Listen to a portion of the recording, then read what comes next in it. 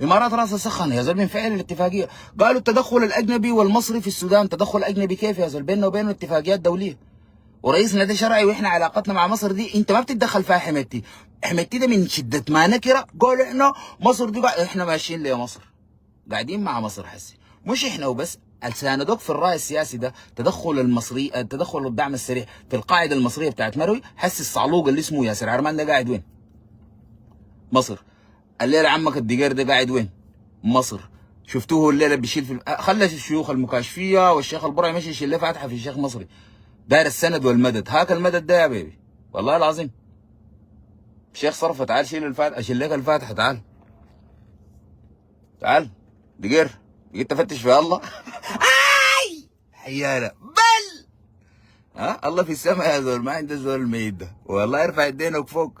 ترى ملينا فيها زاهد، الشيخ الزاهد الدقير يعني. حتى كان تمشي تجيب وقفتك دي في الحجر الاسود الكعبه، انت ما بتعرف الكعبه ولا شنو؟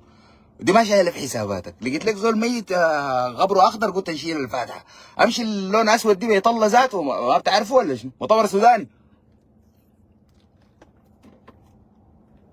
مؤتمر السوداني. اتذكر مره من تصريحات الوزير الولد دي اللي اسمه مفرح. طبعا ده اكبر اهانه على الله شعب السودان، لكن ما وقته حسي. المهم مشوا السعوديه اول زياره لهم، وقمت قلت لهم يا اخي انتوا ليه ما عملتوا عمره؟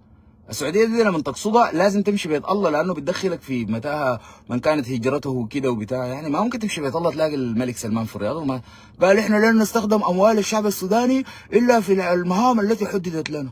وكان بيكلفك شنو؟ طرحه من الرياض 50 ريال تمشي مكه دقيقتين وتحرم وتجي راجع تعمر. لن نستخدم. طيب ما كان تعمر ما تعمل لنا في الدراما دي.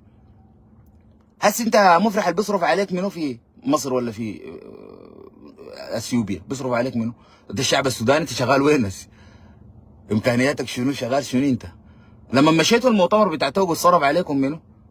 لكن الدراما بيعرفوا لا. مش السعوديه عشان ما يمشوا بيت الله قالوا لن نستخدم اموال الشعب السوداني في المره الثانيه حمدوك خيل كده مش عمل له عمره رافع علامه النصر في الحرم. دي فضيحه ثانيه.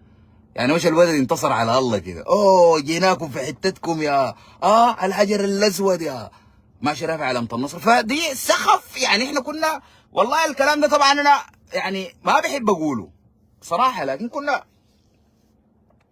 فاحنا فعلنا الاتفاقيات الدوليه. عندنا اتفاقيه مع اوكرانيا موقعه، وعندنا سفير وقنصل عسكري في اوكرانيا.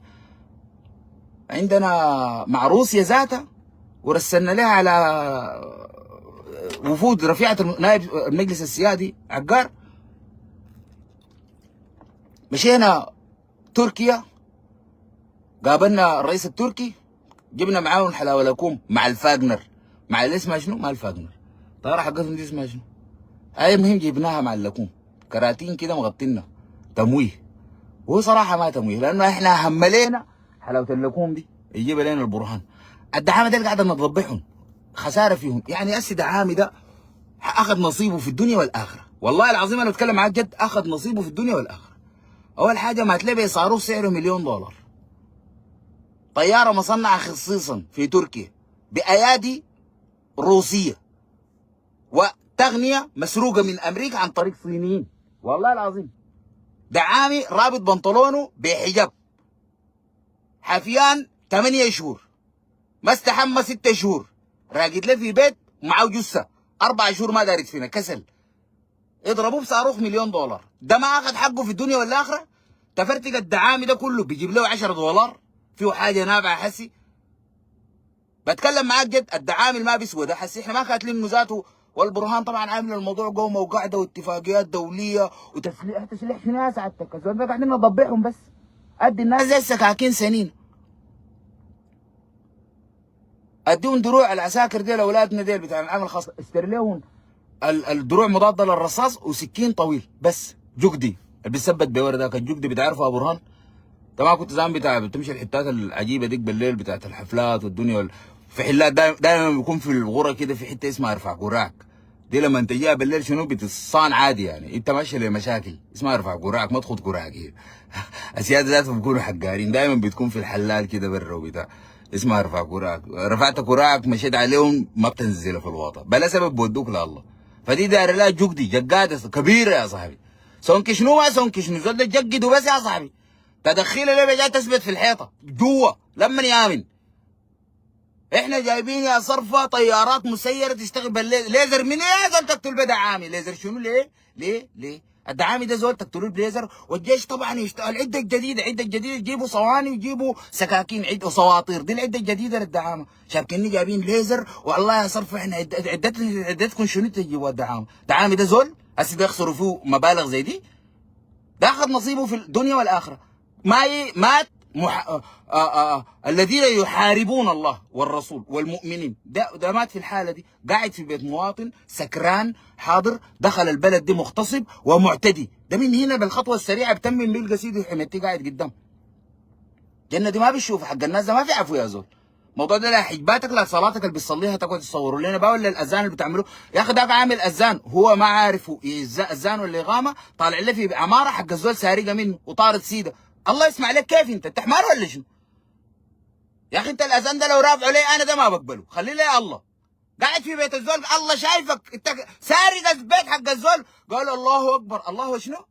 لا لا ما انا احتار، انا حقيقه احتار، اقسم بالله انا حقيقه احتار. يا جيش اسمع لك ما تضيعوا لنا قروشنا في الفارغه سي. داير لنا حديد، داير لنا عربات بتاعت زباله، داير لنا بكاسي، داير لنا عربات بتاعت محليه، دايرين نصين المستشفيات. عليك الله الدعامه دي الجقادات بس يا صاحبي، والله جقدي بس. تتكي وتريح البهيمه.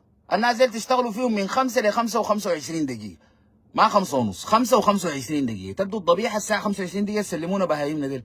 تريح البهيمه تلقاه نايم صاحي من النوم ومدروخ، تتكيو فيه بحتته اللي قاعد فيها. طاخ شاخ تسلم ولا الله نط عرب انتهى. قال له يا صرفه يا شفت عدتنا الجديده؟ والله انا زعلان طبعا.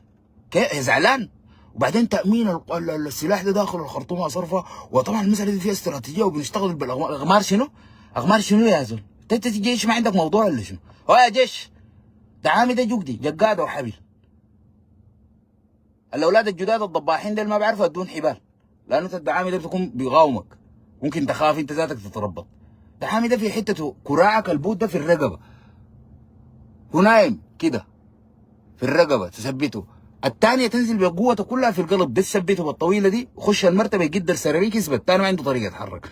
بالراحه زيح كراعك البوت دي تستلم الوريد والشريان الاورطي والرقبه، طاخ كده جره واحده، حاجه صغيره كده، حاجه خفيفه ما تكتر عشان الدم وتقعد بعدين. ده لما نلقوه لما نلقاه بعد 3 شهور يكون عفن الدنيا كلها.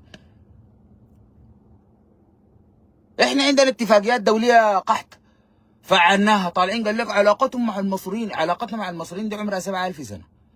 7000 سنه. الاهرامات اللي في البجراويه اللي بتشوفها هناك اهرامات ابو زعبل، واللي بتشوف مش لقيتهم مشابهات. الناس اللي كانوا فرد، نعم كانوا فرد. انت حشر ميتينك هنا شنو؟ انت الحاشرك هنا شنو هسه؟ انا داير افهم. داير تحدد علاقتنا مع مصر ليه انت؟ احنا عندنا علاقه وطيده. اسي واحد من الانفصاليين ديل فرس النهر ام سمريه بالمناسبه، والله العظيم ام سمريه. انا قلت لك ما حخليك والله لما تجي تقول براك واي تكتيبه كده انا جاي قاعدين، لكن ما حسي اصبر حسي هتربيك بس. ده داري يقول لنا يا اخي القاعده بتاعت مروه اديناها للمصريين، انت ايش دخل امك يعني؟ عندنا اتفاقيه محدده، وليه نشرح لك اتفاقيه؟ احنا دوله ذات سياده. هاي الطياره دارينها تنزل في بورسعيد قاعدين نديها اذن النزول، الطياره اللي ما دارينها ما قاعدين نديها. انت يا حمدتك الراجل قوم من السودان ده بطياره عربي ضمانه جد، هذيك نيالي فيها مطار، هاي كان الراجل قوم لك طياره بس، كان الراجل قوم طياره. الحاجه دي واضحه.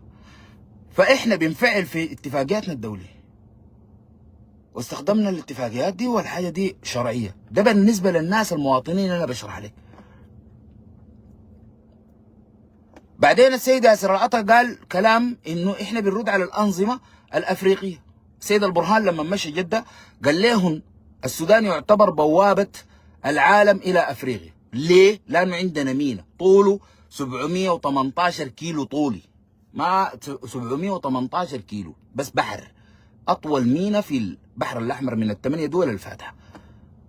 كلمهم كلام واضح يا اخواننا، انتم ما تقعدوا تعملوا خرابيط والصواطه دي السعوديه والخليج، دايرين تعملوا حاجه احنا بوابتكم. قالوا خير وعديله وزين، اديناهم من يوم 26/10 ما صلحوا موقفهم، بل بالعكس في زياده وتحدي وفي عداء سافر بالوضوح. طيارات بقت تنزل في حدود السودان من شده ما قله ادب وبطران. بيدوا المساعدات بالباراشوت. المهم جينا قلنا لهم والله يا اخي احنا مدخل كل افريقيا دي. مشينا للافارقه دي قعدنا معاهم، السلام عليكم. وعليكم السلام. مشكلتكم شنو انتوا؟ قالوا احنا دايرين ناخذ قرانا في السودان. قال ما بتقدروا. اتفاق مرحب بيننا وبينكم، في اتفاقيات اي طلع لنا الورق. هنا 65 هنا 87 هنا ما عارف بتاع. امرق الورق يا اخوان، داير تمشوا عديل ولا ما داير تمشوا عديل؟ في واحدين قالوا ماشيين عديل، في واحدين قالوا ما ماشيين عديل. ما داير يمشي عديل هو زي سلفاكير. برهان جاب سيرته ثاني، لا اتكلم عن القوات تحت الجنوب الداخله دي. لا سلفاكير اللي شيل من حقنا نرد على سلفاكير ولا لا؟ انا داير زول مواطن حتى لو هو قحاتي. سلفاكير جات قواته لحد جبل اولياء، شفناهم قبضناهم بالسابطه عابرين النيل الابيض. هل من حقنا نرد على دوله الجنوب ولا لا؟ دايرك تديني كلام منطق كده. من حقنا صح؟ احنا ما ردينا له هسه، لكن قلنا لهم يدنا طايله، والانظمه الافريقيه دي ما حتستغر، والامارات دي دخلتها مش افريقيا السودان ده، ما حتلقى لها دوله تعمل فيها اللي بتعمل فيه ده. واذا الحرب دي الناس فاكرين لها انها هتنتهي بنهايه التمرد ده في الخرطوم، تكونوا غلطانين. احنا حنامن السودان ده من الجوار ذاته. النظام اللي ما بقسم معانا تاني ما يقعد. والكلام ده انا بقوله لك وبيحصل والله العظيم.